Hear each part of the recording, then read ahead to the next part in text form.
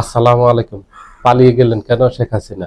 যদি ফিরে আসবেনই, তিনি পালিয়ে গেছেন কেন 5ই আগস্টে? নির্লজ্জের মতো। ওনার যদি লজ্জা শরম থাকতো, মান সম্মান বোধ থাকতো, তাহলে উনি পালিয়ে যেতেন না, উনি বাংলাদেশেই থাকতেন। উনি এখন ঘোষণা দিয়েছেন, টিআরপিকে যে সাক্ষাৎকার দিয়েছেন সেখানে বলছেন যে যদি আমার মৃত্যু হয় তাহলে আমার জন্মভূমিতে আমার মৃত্যু হবে, সেখানে আমার বাবা মা আছে, আমার ভাই বোন আছে, আত্মীয় স্বজন আছে, সেখানে আমি মরবো। তো যদি এই মরার চিন্তাই থাকে, আপনি এত সাহসী হন, এত বুদ্ধিমানী হন, তাহলে আপনি 5ই আগস্টে পালিয়ে গেছেন কেন?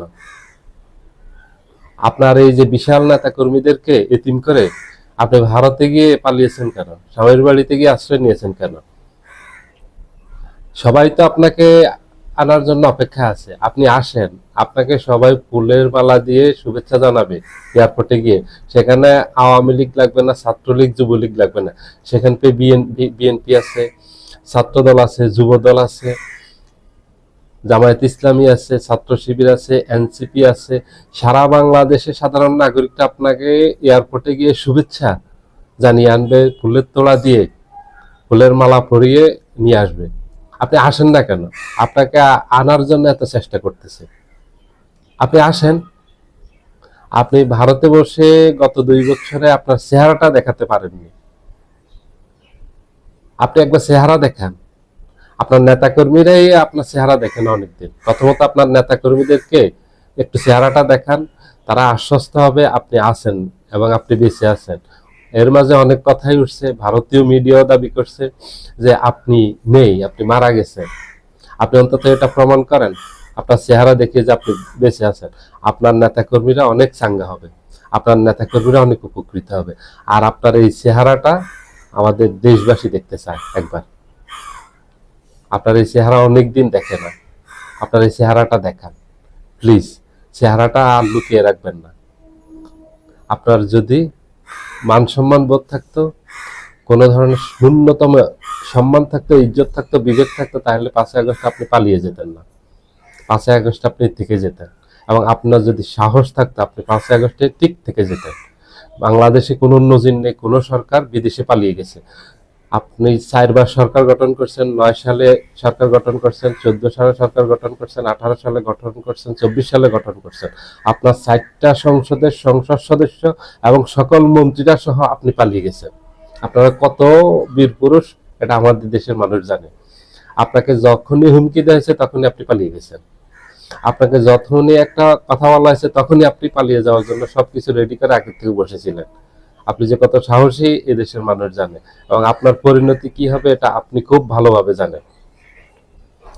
নেতাকর্মীরা আপনার এইসব কথায় পড়বে না, চাঙ্গা হবে না। দেশবাসী ঐক্যবদ্ধ আছে আওয়ামী লীগের ব্যাপারে, আপনার ব্যাপারে। এই দেশে আওয়ামী লীগকে আর কোনো স্পেস দেওয়া হবে না। এই দেশে আওয়ামী লীগ আবার গুম করবে, আবার সন্ত্রাস নৈরাজ্য কায়েম করবে, ভয় ভীতি আতঙ্ক তৈরি করবে, মানুষের উপর জোর জুলুম অত্যাচার করবে।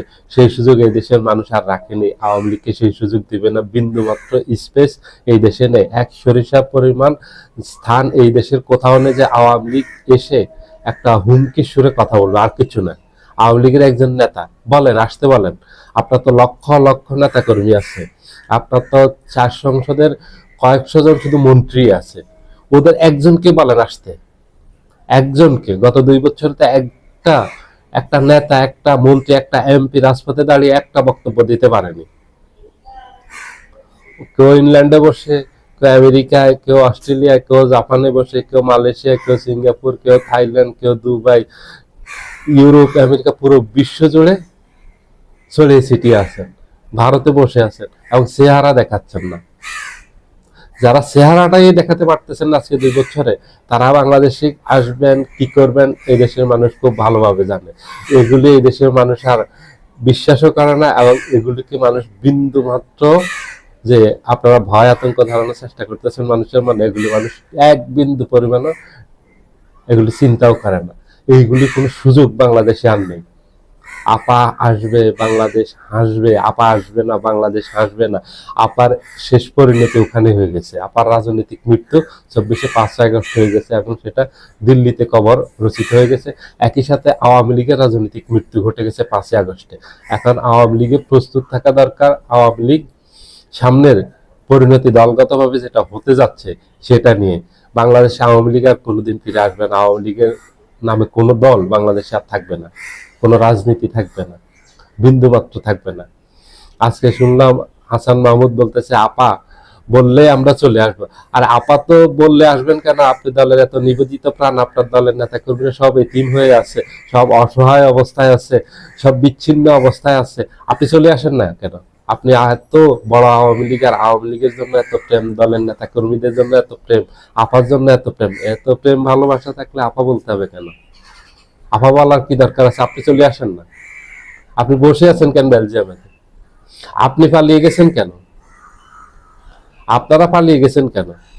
আপনাদের দলের নেতা কর্মীরা আপনাদের উপর যে পরিমাণ খেপা, আসেন না, আসলে আমাদের কিছু করা লাগবে না, দলের নেতা কর্মীরাই হিসাব বুঝিয়ে দিবে। টাকা পয়সা কামাই করে বিদেশে আরাম আয়েসে জীবনযাপন করেন, আর এখানে নেতা কর্মীরা বিপদে ফেলেন, এটা ওরা বুঝে গেছে, ওরা আর নামবে না। 23শে জুন প্রতিষ্ঠা বার্ষিকী উপলক্ষে যেটা ঘটেছে, এটা পুরো দেশবাসী খুব ভালোভাবে দেখেছে, বুঝেছে, কোনো কিছুই মিডিয়াতে আসেনি।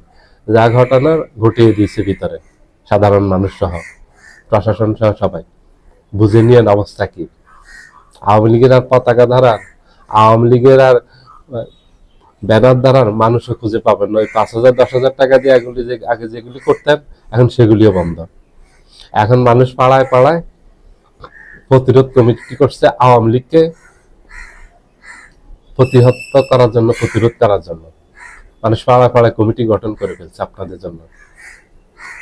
যেই যেখানে যাবে, মুখোশ পরে যাক, যেইভাবে যাক, এখন তাদেরকে চিহ্নিত করা হচ্ছে। চিহ্নিত করে তাদের বিরুদ্ধে আইনগত ব্যবস্থা নেওয়া হচ্ছে, প্রশাসনকে ধরে, তাদেরকে ধরে প্রশাসনের হাতে দেওয়া হচ্ছে, এবং সাধারণ জনগণ মোটামুটি তাদের একটা ব্যবস্থা করে তারপরে দিচ্ছে। এমনি এমনিতে দিচ্ছে না, ভালো ভালো দিচ্ছে না, ধরতেছে, ধরে একটা চিকিৎসা দিচ্ছে, দিয়ে তারপরে প্রশাসনের হাতে দিচ্ছে। এবং সেগুলির কিছু সিমটম আপনারা দেখেছেন, কিছু প্রমাণ পেয়েছেন। এইভাবে অব্যাহত থাকবে জনপ্রতিরোধ, আওয়ামী লীগের বিরুদ্ধে অব্যাহত থাকবে।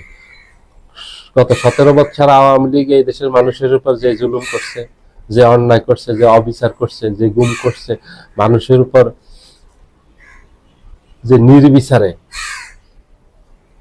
হামলা করেছে, মানুষের সম্পদ লোপাট করছে, এই দেশে যত ধরনের ফৌজদারি অপরাধ করছে, এগুলি মানুষ ভুলে যায়নি। আওয়ামী লীগের কোনো অত্যাচার, কোনো নির্মমতা, কোনো নিষ্ঠুরতা, এগুলি ভুলে যায়নি। এগুলি মানুষ আগামী 100 বছরও ভুলবে না। আপনাদেরকে তো কেউ বলেনি চলে যেতে, আপনারা চলে গেছেন কেন? সব ইঁদুরের ঘর থেকে ঢুকে গেছেন কেন? সাহস থাকলে বেরিয়ে আসেন। আপার দরকার কি? আপার তো দরকার নাই, আপনারা আসেন না। আপা আসলে আপনারা আসবেন না। যে পারে সে আপা ছাড়াই পারে, আর যে পারে না তার পুরো পৃথিবী দিলেও পারবে না, তার কোনো মুরত নেই। আওয়ামী লীগের এগুলি যে একটা ভীতু এবং কাপুরুষ, এগুলির যে কোনো সাহস নেই। এগুলির যে একমাত্র সাহস ছিল পুলিশ, র্যাব, এগুলি। বিএনপি তো বারবারই বলতো যে পুলিশ র্যাব বাদ দিয়ে আসো না, আমাদের সাথে আসো, খেলতে আসো, খেলা হবে। পুলিশ র্যাব ছাড়া কি অবস্থা হয়েছে ওটা বুঝিয়ে দিয়েছে। পুলিশ, র্যাব, সেনাবাহিনী, বিডিবি, বিজিআর যা আছে সব কিছু সাথে নিয়েও 5 আগস্টে তো পারেননি। এখন কার সাহসে আসতেছেন, কার পক্ষে আসতেছেন? বিদেশেও তো আপনাদেরকে ভারত ছাড়া আর আশ্রয় দেওয়ার কেউ নেই। বিদেশি কেউ আপনাদেরকে ন্যূনতম কোনো সমর্থন দিবে না, এবং দেশের ভিতরে কেউ আপনাদেরকে ন্যূনতম কোনো প্রশ্রয় দিবে না, আশ্রয় দিবে না। এবার আর কোনো আশ্রয় প্রশ্রয় পাবেন না, বিদেশ থেকেও পাবেন না। বিএনপি জামাত কেউ দিবে না, সবাই বিএনপি জামাত এনসিপি সহ যত দল আছে আপনাদের বিরুদ্ধে সবাই ঐক্যবদ্ধ। দেখেননি 23শে জুন উপলক্ষে সবাই রাজপথে ছিল, প্রতিহত করছে, প্রতিরোধ করছে, কোথাও আ করতে দেয়নি। আওয়ামী লীগ তো দূরের কথা, আ করতে দেয়নি, আও করতে দিবে না। আওয়ামী লীগের আ বলার সুযোগও দিবে না, পাননি, পাবেন না। ওটা নিয়ে উচ্ছ্বাস করেন না, আপা আসবে, আপনারা আবার ভয়ঙ্কর রূপে ফিরে আসবেন, প্রতিশোধ নিবেন, আবার মানুষের উপর আক্রমণাত্মক আক্রমণ চালাবেন, আবার মানুষের উপর সন্ত্রাস নৈরাজ্য করবেন, ভয় ভীতি আতঙ্ক তৈরি করবেন, ওই আশায় আছেন। ওগুলি আপনাদের 15 বছরের ওগুলি আপনাদের কড়ায় গন্ডায় বুঝিয়ে দেওয়া হবে, ওই হিসাব নেওয়ার জন্য আপনারা প্রস্তুত থাকেন। আপনারা মানুষকে আবার আতঙ্কিত করবেন, আবার সন্ত্রাস নৈরাজ্য করবেন, মানুষ এগুলি মেনে নিবে? এত সোজা বাংলাদেশ, মানুষ এত সহজ? যদি ওটাই পারতেন তাহলে 5ই আগস্টে পালিয়ে গেছেন কেন? সবই তো 5ই আগস্ট পর্যন্ত আপনাদের পক্ষে ছিল। এই প্রশাসন ছিল, এই পুলিশ বাহিনী ছিল, যেটাকে আওয়ামী লীগ আওয়ামী পুলিশ বাহিনী বলা হয়, ওটা ছিল, এই র্যাব ছিল, এই সিটিটিসি ছিল, এই সোয়াত টিম ছিল, সেনাবাহিনী ছিল, বিজিবি ছিল, সব আপনাদের পক্ষে ছিল। সব সেই DC, SP, UNO, OC, constable, সব দারোয়ান, পিয়ন, সব আপনাদের পক্ষে ছিল। সেদিন পালিয়েছেন কেন? কে বলছে পালাতে আপনাদেরকে? আপনার বাংলাদেশের কোনো মানুষের দাবি ছিল না যে আপনারা পালিয়ে যান, শেখ হাসিনা পালিয়ে যান? এটা কোনোদিন একজনও বলতে পারবে না যে এটা একটা দাবি তুলছে বাংলাদেশের মানুষ যে শেখ হাসিনা পালিয়ে যাক, আওয়ামী লীগ পালিয়ে যাক। আপনারা পালিয়ে গেছেন কেন? এত যদি বীর হয়, এত যদি সাহসী হন, তো পালালেন কেন? এবং প্রত্যেকটা নেতাকর্মী পালিয়েছে। মানুষের ক্ষোভ দিন দিন বাড়তেছে, মানুষের ক্ষোভ কমতেছে না। এবার যদি পায় মানুষ আপনাদেরকে, তাহলে কি করবে এটা আল্লাহ পাক ছাড়া কেউ ভালো জানে না। সাবধান হয়ে যান, সতর্ক হয়ে যান। ওগুলি আর বলারও চেষ্টা করবে না, করারও চেষ্টা করার তো দূরের কথা, করার কোনো সুযোগ পাবে না, বলারও চেষ্টা করবে না। মানুষ আপনাদের কথা শুনতে চান, আপনাদের এই চেহারাটাও দেখতে চান না, কারণ এই বিভৎস চেহারা আপনারা গত 17 বছরে যা করেছেন মানুষ এগুলি ভুলে যায়নি। এবং সেটা খুব বিভৎস চেহারা, আপনাদের খুব ভয়ঙ্কর চেহারা ছিল গত 17 বছর। সেটা আর বাংলাদেশে কোনদিন ফিরে আসবে না। সেই 17 বছরের চেহারা নিয়ে বাংলাদেশে আবার ফিরে আসবেন আপনারা, নৈরাজ্য করবেন, মানুষের উপর জুলুম অত্যাচার করবেন। এগুলির সুযোগ আছে আপনারা মনে করেন? কোনো বিবেকবান মানুষ মনে করে আওয়ামী লীগ আবার এগুলি করার সুযোগ পাবে? এগুলি জনগণের প্রতিরোধ করে ফেলবে, এগুলি জনগণ প্রতিহত করে ফেলবে। জনগণের ক্ষোভ বিন্দুমাত্র আওয়ামী লীগের প্রতি কমেনি, এটা দিন দিন বৃদ্ধি পাচ্ছে। আমরা চাই শান্তিপূর্ণ সহাবস্থান, আপনারা যে যেখানে আছেন শান্তিপূর্ণভাবে বসবাস করেন, কিন্তু বাড়াবাড়ি করলে বিন্দুমাত্র স্পেস কেউ দিবে না, যেটার প্রমাণ ইতিমধ্যে পেয়েছেন। গত 2 বছরে 5ই আগস্টের পর থেকে আজকে পর্যন্ত প্রায় 2 বছরে আড়াই ঘন্টায় পেয়েছেন। কোথাও মানুষ আপনাদেরকে সুযোগ দেয়নি, কোথাও আশ্রয় পাননি, প্রশ্রয় পাননি, কেউ দিবে না এটা। ওই সুযোগ আর কোনদিন পাবেন না। সবাই ভালো থাকবেন, আল্লাহ হাফেজ।